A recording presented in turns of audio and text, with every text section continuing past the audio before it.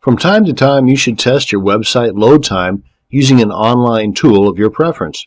Now, there is no shortage of speed testing tools to choose from either. A quick Google search reveals over 200 million results for the phrase website speed test, so there's no excuse for you not to do it.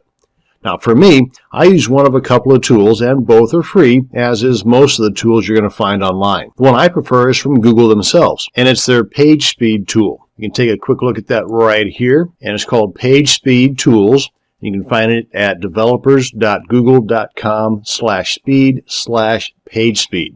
Now, there's a whole bunch of goodies on here you can play with, but the main thing would be going to analyze your site online, put in the URL of the page you want to test right here, click on Analyze, and bing, bang, boom, it's done. Another tool is from Yahoo developers, and it's called YSlow, and it's an add-on that you can put on to, I believe, just about every browser except Internet Explorer.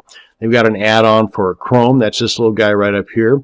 They've got another add-on for Firefox, and there's also one for Safari and Opera. But if you do not want to go through the hassle or potential browser slowdown of adding additional extensions or add-ons or plugins to your browser, then what you can do is go to a site called GTmetrix, and that's at gtmetrix.com, and pretty much the same thing. You put in the URL of the page you want to test here, and then it will go ahead and give you the speed results from both Google PageSpeed and the YSlow application. So you get the best of both worlds all at one place. So let's go ahead and do that now. Let's go on back to my test site here. Let's grab that URL.